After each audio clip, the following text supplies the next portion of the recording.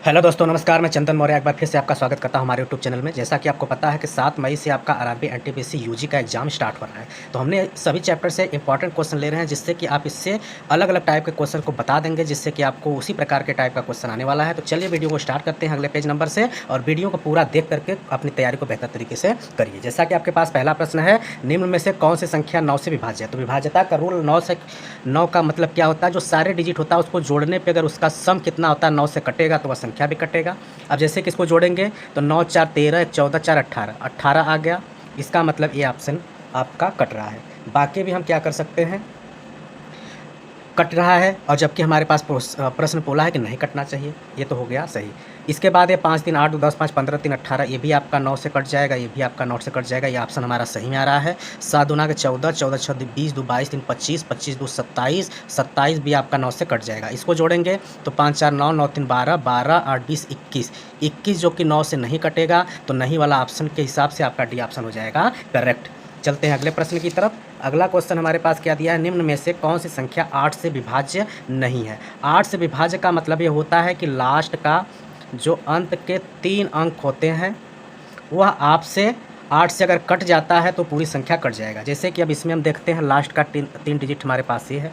अगर इसमें हम भाग करेंगे किसमें, 8 का, तो कटेगा कि नहीं देख लेते हैं। तो यहाँ पे 8 का 79 में भाग करेंगे तो 8 9 के 72, यहाँ पे 7 बच जाएगा 2। फिर इसका मतलब कि 18 से आपका कट जाएगा। कितनी बार में कट रहा है, 8 9 72 और 8 9 मतलब 99 टाइम में, ठीक। फिर इसी तरह यहाँ पे चेक कर लेते हैं, 8 का भाग करते हैं, 8 का पहले 11 में भाग करेंगे 3 बचेगा, शेष 3 2, मतलब ये भी आपका 8 से कट जाएगा। यहाँ पे आप करेंगे 8 का भाग पहले 41 में करेंगे तो 5 बार में जाएगा, 40 2 12, मतलब ये 8 से आपका नहीं कट रहा है लास्ट का 3 डिजिट। और इसमें आप करेंगे तो 8 6 48, 6 8 6 48, 5 2 7 72, ये भी आपका कट जाएगा। मतलब यही आपका 472 जो लास्ट का 3 डिजिट है वो 8 से नहीं कटेगा, तो यही आपका हो जाता है आंसर। चलेंगे अगले प्रश्न की तरफ। अगला प्रश्न हमारे पास क्या दिया है, 171 गुणे 172 गुणे 173 को यदि हम 17 से विभाजित करते हैं तो शेषफल क्या होगा वो हमको बताना है। तो सबसे पहले मैं इस 171 को लिख सकता हूँ 170 प्लस 1, 172 को लिख सकता हूँ 170 प्लस 2, और फिर 173 को लिख सकता हूँ 170 प्लस 3। अब इसमें हमें भाग करना है किससे, 17 से। ए वाला पार्ट तो कट जाएगा, मतलब इसका ए वाला पार्ट जो 170 10 10 बार पे कट जाएगा। अब बचा हमारे पास क्या यहाँ पे 1 बच रहा है, यहाँ पे 2 बच रहा है, यहाँ पे 3 बच रहा है, तो यही क्या हो जाएगा, गुणा हो जाएगा। 1 गुणे 2 3 बटा के 17, 3 दूना के 6, तो मतलब 6 बटा के 17, ऊपर 6 आया। इसका मतलब कि अब यदि हम इसमें भाग करेंगे 17 से तो हमारा कितना शेष बचना चाहिए, आपका 6, ऑप्शन नंबर डी हो जाएगा करेक्ट। तो इस प्रकार से हम बदल करके भी इसको कर सकते हैं। चलते हैं अगले प्रश्न की तरफ। अगला क्वेश्चन हमारे पास क्या दिया, यदि संख्या इसको 8 से विभाज्य है, मतलब ये संख्या 8 से विभाज्य है, तो y का मान यहाँ पे क्या होगा वो हमको क्या करना है, बताना है। तो इसमें आप क्या करिए, सबसे पहले नंबर को लिख लीजिए। क्या है हमारे पास 8 है, y की जगह पहले हम ऑप्शन नंबर 3 ले लेता हूँ पहला, तो 3 6। अब इसमें आप भाग कर दीजिए 8 का, 8 से ही कटेगा, ये तो कट जाएगा, ये नहीं कटेगा, मतलब कि ये 3 वाला ऑप्शन हो गया है गलत। फिर आप क्या करिए 8, अब क्या लीजिए, यहाँ पे 4 था, ये 4 लेंगे, फिर 6, इसमें भाग करेंगे 8 का, 8 5 40, ये 4 6 नहीं कटेगा, तो ये भी ऑप्शन हो चुका है गलत। 1 लेके चेक करते हैं तो 4 1 6 आएगा, यहाँ पे 8, यहाँ पे आप भाग करेंगे तो आपका कटेगा 8 5 40, तो यहाँ पे आपका 1 बचा 6, 8 दूना के 16, मतलब कि यहाँ पे 1 रखने पे आपका क्या हो रहा है, कट रहा है। तो इसका मतलब जो ऑप्शन नंबर सी हो जाएगा करेक्ट हो जाएगा। चलते हैं अगले क्वेश्चन की तरफ। अगला क्वेश्चन हमारे पास क्या दिया है, 1 और 700 के बीच की कितनी संख्याएं हैं जो 17 से कट जाएंगी। इस प्रकार के प्रश्नों को करने के लिए हम कैसे करते हैं, तो सबसे पहले हमें इसमें नंबर पता होना चाहिए कि इसमें कितना नंबर है। तो इसमें हम आपको बताते हैं, जैसे 1 है और यहाँ हमारा कितना तक चल रहा है, 700 तक चल रहा है, ठीक। अब इसके बीच में यदि 17 से कट रहा है तो इसका आप सीरीज बना सकते हैं। सीरीज आपका हो जाएगा 17 34, और लास्ट में आपका एक आएगा 657, मतलब कि एक तरीके से आपका AP सीरीज हो जाता है, जो कि क्लास 10 में पढ़ाया जाता है, जिसमें आपके A की वैल्यू A हो जाएगा और D की वैल्यू आपका 17 जो कॉमन डिफरेंस हो गया। अब हमको निकालना है यहाँ पे विभाज्य होने वाली संख्याएं n, तो हम फार्मूला लास्ट टर्म भी हमको पता है यल दिया है, तो हमारा फार्मूला होता है यल बराबर an plus n minus 1 into D होता है। यल के जहाँ पे हम क्या रखेंगे, 697 रखेंगे, और यहाँ पे हम वैल्यू रखेंगे, ए की वैल्यू 17 हो जाएगा, ए होता है ए प्लस हो जाएगा यन की वैल्यू हमको निकालना ही है, तो यन माइनस 1 होगा, डी की वैल्यू क्या है 17 है। ये 17 इधर जाके भाग करेगा माइनस होगा तो माइनस करने पे बाद क्या हो जाएगा, 7 में से 7 कटेगा 0, 9 में से 1 कटेगा 8 है 6, 600 हमारा कितना हो जाएगा, 80 हो जाएगा। ठीक, उसके बाद यहाँ का जो 17 आ जाएगा भाग करने में, इधर आ जाएगा n-1, 17 चौक 68, मतलब आपका 4 आ जाएगा, और 0 -1 इधर आएगा +1 होगा, तो n की वैल्यू हमारा कितना आ जाता है, 41 आ जाता है, जो कि हमें ऑप्शन नंबर बी में दिख रहा है। चलते हैं अगले प्रश्न की तरफ। अगला क्या है, 19 घाते 300 को 20 से विभाजित करने पर जो शेषफल होगा वह प्राप्त होगा, तो कितना प्राप्त होगा वो हमको क्या करना है, निकालना है। तो इस प्रकार को प्रश्नों को हम क्या करते हैं, जैसे 19 है, इस 19 घाते 300 20 से हमको क्या करना है, भाग करना है। तो हम क्या कर लेते हैं, इस 19 को लिख सकते हैं 20 - 1, और इसका पावर जो आपका 300 वो रहने ही देते हैं।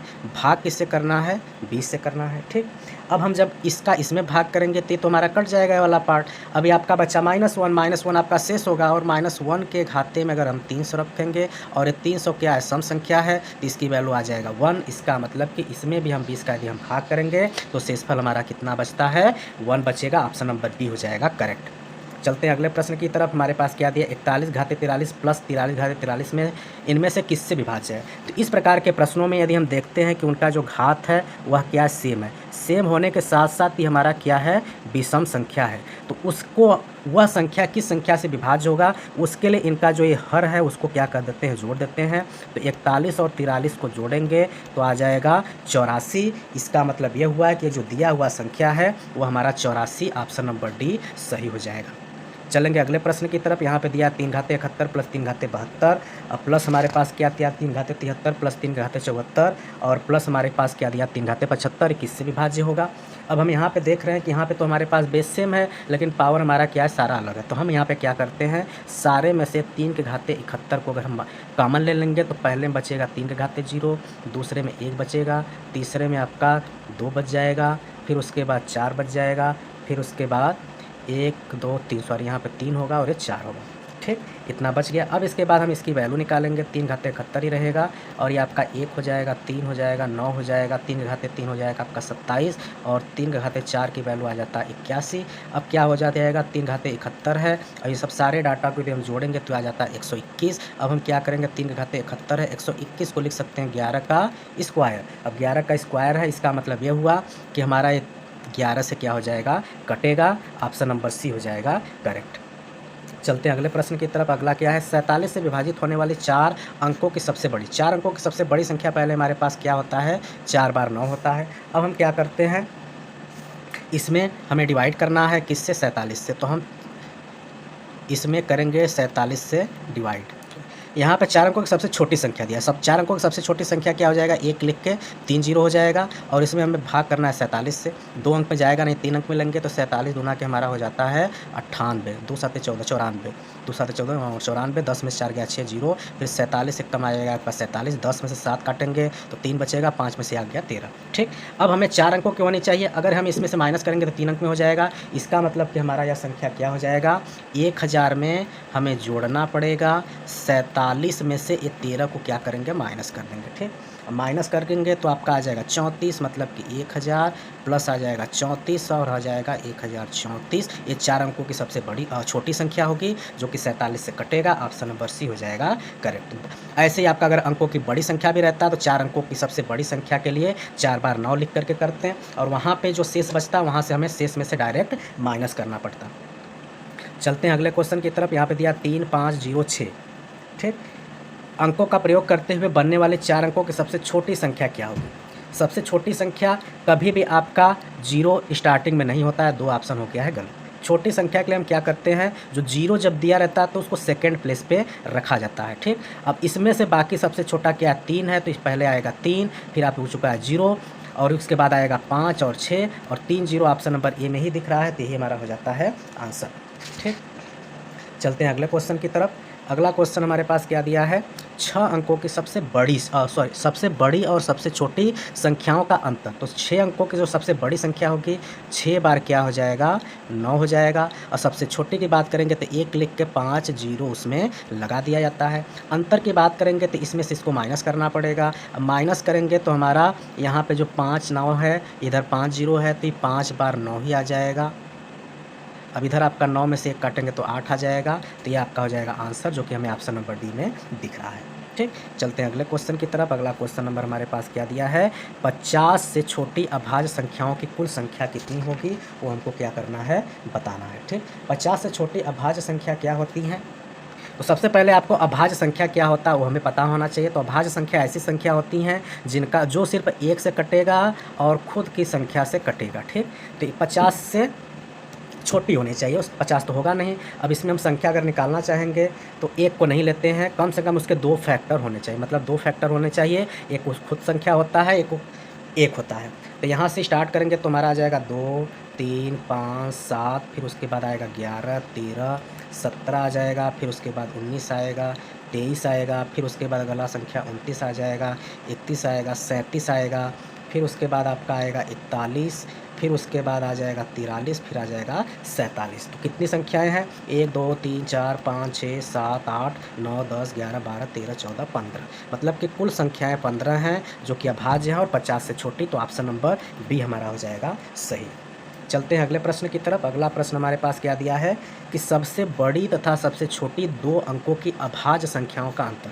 सबसे बड़ी संख्या तो हमारा होता है 2 अंकों का 99, सबसे छोटी संख्या होता है 2 संख्याओं का हमारा क्या होता है 11, लेकिन ये अभाज्य होना चाहिए। तो 99 हमारा अभाज्य नहीं होता है। 99 से नीचे हमारा क्या होता है 97, ये होता है 2 अंकों की सबसे बड़ी अभाज्य संख्या, और 11 तो हमारा अभाज्य होता ही है। अब इनका क्या बोल रहा है अंतर, तो हम 97 में से 11 माइनस करेंगे, 7 में से 1 गया 6, 9 में से 8 गया 86, इसका मतलब ऑप्शन नंबर डी हो जाएगा करेक्ट। चलेंगे अगले प्रश्न की तरफ। अगला क्वेश्चन हमारे पास क्या दिया है, 50 और 80 के बीच अभाज्य संख्याओं का योग का पता लगाइए। तो सबसे पहले हमें 50 और 80 के बीच में कौन कौन सी अभाज्य संख्याएं होती हैं वो पता होना चाहिए। तो 50 के बाद चलेंगे तो पहली अभाज्य संख्या हमको मिल जाएगा 53, फिर उसके बाद आ जाएगा 59, फिर 61, फिर उसके बाद आएगा 67, फिर 71 होगा, फिर उसके बाद आपका 73 होगा, और क्या होगा 79 होगा। इसको बोल रहा है जोड़िए, योग करिए, योग करेंगे तो आपका आ जाएगा 463, जो कि हमें ऑप्शन नंबर सी में दिख रहा है। चलते हैं अगले प्रश्न की तरफ। अगला हमारे पास क्या दिया, पहली 200 विषम प्राकृतिक संख्याएं में कितनी अभाज्य संख्याएं, मतलब 200 विषम प्राकृतिक संख्याओं में अभाज्य संख्याओं की संख्या हमको क्या करना है, निकालना है। इस प्रकार के प्रश्नों को निकालने का कोई ट्रिक नहीं होता है, इसमें आपको नंबर ये सब याद भी होना चाहिए और आप सीरियल वाइज लिख करके उसको निकाल सकते हैं। तो चलिए 200 से 200 तक का हमको निकालना है, विषम भी होना चाहिए, यह भी ध्यान देना है। वैसे तो हमारी अभाज्य संख्या 2 से शुरू होती है, लेकिन 2 सम संख्या तो इसको लेना नहीं है। तो अब हम स्टार्ट करते हैं 3 से।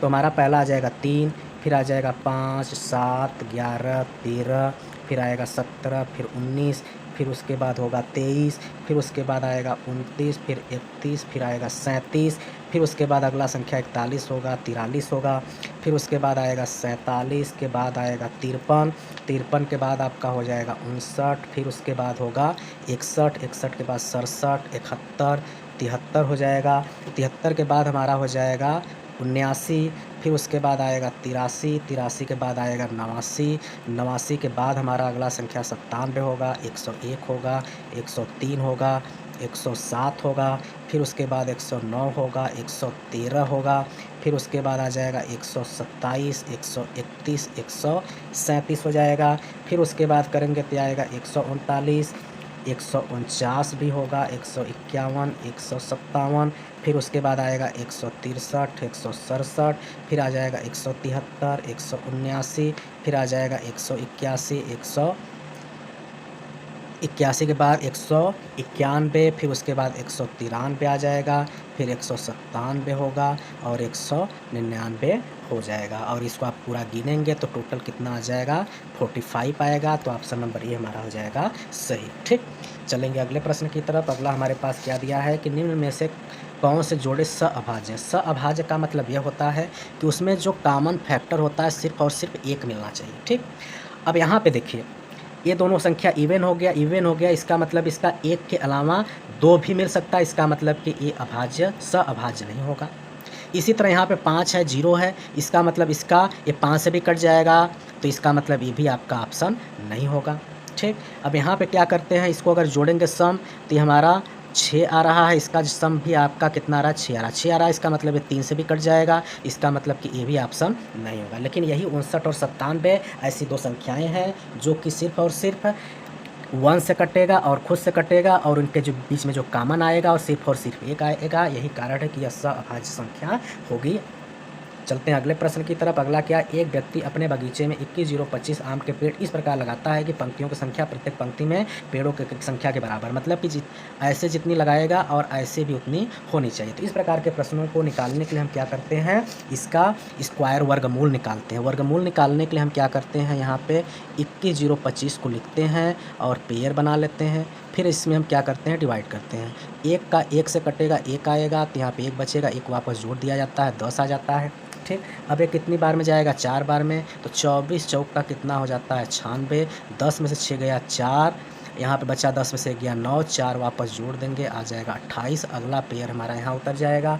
अब ये भाग जाएगा आपका 5 बार में, तो 5 बचे 25, 5 8 40 2 42, 5 दूना के 10 4 14, कट गया, आया यहाँ पे 145। इसका मतलब कि ऑप्शन नंबर सी हो जाएगा करेक्ट, कि उसमें उतने ही पंक्तियों की संख्या होगी। इसके बाद चलेंगे नेक्स्ट क्वेश्चन। 2 मेज 3 कुर्सियों का मूल्य इतना है। 2 मेज, मान लेते हैं मेज हमारा x रुपीज़ का है और कुर्सी हमारा y रुपीज़ का है। तो इससे हमारा इक्वेशन क्या बनेगा, कि हो जाएगा हमारा 2x + 3y = 540। अब जबकि 2 मेज मतलब कि 2x, एक कुर्सी मतलब कि y बराबर क्या है, 470 है। तो हमें 5 कुर्सी मतलब क्या हुआ कि 5 y की वैल्यू हमें निकालना है। उसके लिए हमें y की वैल्यू निकालना पड़ेगा।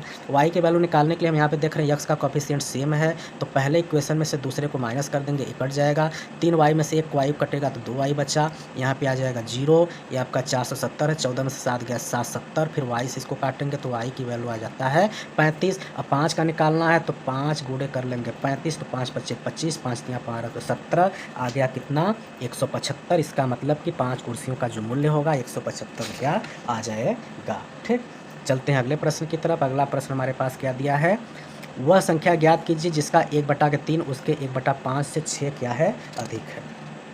तो ऐसे प्रश्नों को करने के लिए पहले संख्या को क्या मान लिया जाता है, x मान लिया जाता है। जिसका 1/3 1/6 से क्या है, 6 अधिक है। तो मतलब कि 1/3 वाला अधिक है। इसका मतलब कि कंडीशन बन जाएगा कि x का उसका 3 भाग जो कि बड़ा है उसके 1/5 मतलब x बचा 5 से कितना, 6। अब यहाँ पे एलसीएम लेंगे तो आ जाएगा 15, 3 से 5 x हो जाएगा, ये आपका 5 से 3 तो ये 3 x आ जाएगा, बराबर 6। इधर जाएगा गुणा में, 5 में से 3 कटेगा तो 2x बराबर हो जाएगा 15 गुणे 6। और हमारा 2 से 6 कट जाएगा 3 बार में, तब 15 3 आ जाएगा 45। इसका मतलब कि वह संख्या हमारा कितना होगा, 45 हो जाएगा। चलते हैं अगले प्रश्न में। यहाँ पे क्या दिया है कि 5 संख्याओं का जो अनुपात है वह हमारा कितना दिया हुआ है, 1:2:3 4 5 है। उनका योग बोल रहा है कि 30 है। तो दूसरी और पांचवी संख्या का योग क्या होगा, वो हमको क्या करना है, निकालना है। तो इस प्रकार के प्रश्नों को करने के लिए सबसे पहले यदि हम यहाँ से रेशियो हटाएंगे तो रेशियो के साथ हमारा क्या लग जाता है, x लग जाता है। तो सीधे सीधे मैं जोड़ लेता हूँ, 5 4 9, 9 3 12, 12 2 14, 15, तो हमारा आ जाएगा 15x। और इसका योग हमारा किसके बराबर है, 30 से। तो 15 से 30 कट जाएगा 2 बार में, तो x की वैल्यू आ गया 2। अब हम बोल रहा है कि दूसरी और पाँचवीं, दूसरे नंबर पे हमारा क्या है, 2x है, और पाँचवें नंबर पे हमारा क्या है, 5x है। इनका योग निकालना है तो 5 2 7x हो जाएगा, और 7 और x की वैल्यू हमारे पास 2 है, तो 7 दूना के 14 आ जाएगा। इसका मतलब कि हमारा ऑप्शन नंबर बी हो जाएगा करेक्ट। चलते हैं अगले प्रश्न की तरफ। यहाँ पे क्या दिया, 1 से 12 तक की संख्याओं के वर्गों का योगफल क्या होगा। तो इसका हमारा सूत्र होता है, जब भी आपको क्रमागत संख्याओं के वर्गों का योग निकालना रहता है तो फार्मूला हमारा क्या होता है, n होता है n+1 और एक ब्रैकेट में 2n+1 और डिवाइड बाई क्या होता है, 6 होता है। जहाँ पे n की संख्या हमारा क्या होगा, यहाँ पे 12 लिया जाएगा, क्योंकि 1 से 12 तक संख्याएं कितनी होंगी, 12 होंगी। अब इसमें रखेंगे तो आपका 12 हो जाएगा, और 12 कितना हो जाएगा, 13 हो जाएगा। 12 दूना के 24 से 25 हो जाएगा, नीचे 6 से 12 2 बार में कट गया, 25 दूना के 50 गुणे 13, 13 5 65, तो 650, जो कि ऑप्शन नंबर सी में हमारा दिख रहा है। चलेंगे अगले प्रश्न की तरफ। अगला में हमारा क्या दिया है, यदि किसी संख्या के 1/8 का 1/4 300 के बराबर है तो उस संख्या का 1/5 इनमें से किसके बराबर होगा। मतलब कि संख्या का बोल रहा है कि 1/8 उसके चौथाई, मतलब कि फिर उसका चौथाई 300 के बराबर है। तो संख्या को पहले x माने, फिर उसका क्या बोल रहा है, 1/8, तो इसका 1/8, फिर इसका बोल रहा है चौथाई मतलब 1/4। अब ये किसके बराबर है, 300 के बराबर है। ठीक, अब इसको हमें क्या करना है, सॉल्व करना है। तो ये 8 और 4 इधर जाएगा तो क्या हो जाएगा, गुणे में ही हो जाएगा।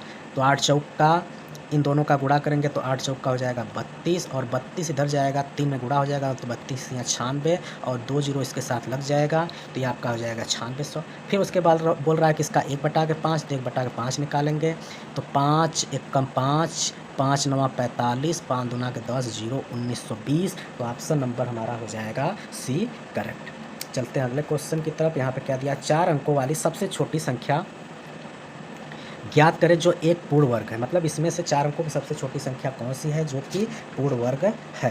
तो उसको निकालने के लिए हम क्या करते हैं, सबसे पहले 4 अंकों की सबसे छोटी संख्या जो हमको पता है उसको लिख लेते हैं। तो हो गया हमारा 1000। अब इसको हम क्या करते हैं, इसका पेयर बनाएंगे 2-2 का। तो 3 से हम भाग करेंगे तो 3 तरीक का आपका हो जाएगा 9, 10 में से 9 गया 1, 3 आपको जोड़ देंगे, 0 यहाँ पे उतार देंगे। फिर इसके बाद ये आपका भाग जाएगा एक ही बार में भाग जाएगा, क्योंकि 2 बार में ज़्यादा हो जाएगा तो ये आपका 61 आ जाएगा। फिर उसके बाद 10 में से काटेंगे 9 आएगा, 9 में से 6 गया 3, 39। अब यहाँ पे 39 आ गया। इसका मतलब यह हुआ कि इसमें से माइनस नहीं होगा। 31 के बाद हमारा संख्या क्या आता है, 32 आता है। मतलब कि इसमें आपका शेष बच रहा है, तो इसका मतलब कि जब भी संख्या होगा इसके बाद आएगा। तो इसके 31 के बाद हमारा 32 आता है। इसका स्क्वायर निकालेंगे तो 2 का स्क्वायर आपका आ जाएगा 4, 3 का स्क्वायर 9, 3 दूना के 6, दूना के 12। तो आपको जोड़ने पे आ जाएगा 4 2 9 2 1124। लेकिन हमारे पास कितना है, 1000 है, 24 एक्स्ट्रा हमारे पास क्या होगा, एक्स्ट्रा होगा।